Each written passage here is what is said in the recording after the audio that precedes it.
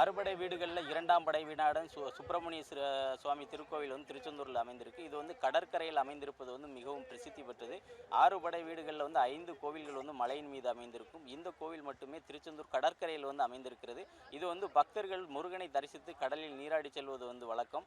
அவர்கள் வந்து சஷ்டி விரதம் வந்து 6 நாட்கள் சஷ்டி விரதம் இருந்து முருகனை தரிசித்து தரிசித்து வந்தால் தாங்கள் வேண்டியது நிறைவேறும் என்பது வந்து பக்தர்களின் நம்பிக்கை. கடந்த 22ஆம் தேதி தொடங்கிய சஷ்டி விரதமான நாளை வரை வந்து இருக்கும். இன்று வந்து மாலை 4:30 மணி அளவில் சூரசம்ஹார நிகழ்ச்சி நடைபெறும்.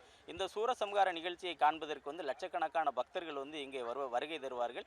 நாளை வந்து திருக்கல்யாணம் நிகழ்ச்சி நடைபெறும். இந்த நிகழ்ச்சிக்கு பிறகு வந்து தங்களது விரதத்தை முடித்து பக்தர்கள் வந்து தங்களது சொந்த ஊர்களுக்கு கிளம்புவார்கள். ஒரு சில பக்தர்கள் வீட்டிலிருந்து விரதம் இருந்து வருவார்கள். பெரும்பாலான பக்தர்கள் இங்கேயே தங்கி சஷ்டி மண்டபத்தில் விரதம் இருந்து கோவிலிலேயே தங்கி வந்து விரதம் இருந்து வருவது வழக்கம். பெரும்பாலான பக்தர்களுக்கு வந்து குழந்தை வரம், தொழில் வரம், திருமண வரம் போன்ற கோரிக்கைகளை வைத்து வந்து முருகனிடம் வந்து வேண்டுதல் வைத்து வருவார்கள். அவர்கள் வேண்டியது அனைத்துமே நிறைவேறுவதால் ஆண்டுக்கு ஆண்டு பக்தர்களின் எண்ணிக்கை வந்து அதிகரித்து வருகிறது.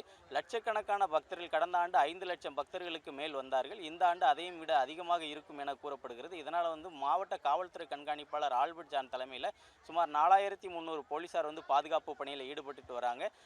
ஆங்காங்கே வந்து மருத்துவ குழுவினரும் சுமார் 2000க்கும் மேற்பட்ட செவிலியர்கள் மற்றும் மருத்துவர்களும் வந்து கண்காணிப்பில் ஈடுபட்டு வராங்க.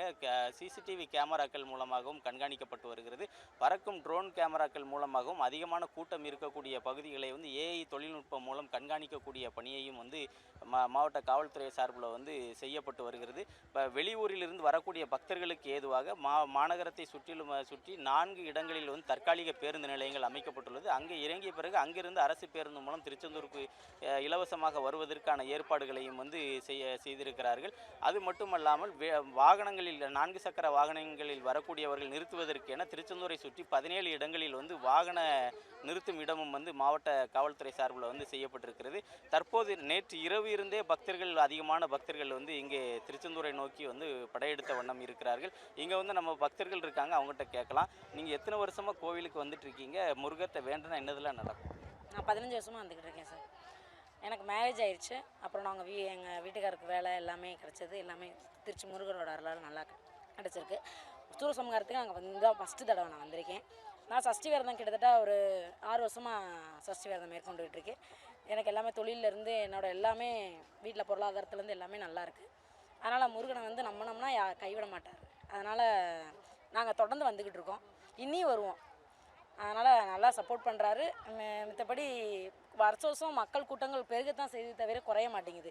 முருகருக்கு என்றைக்குமே மக்கள் கூட்டம் அதிகமாக தான் இருக்கும்.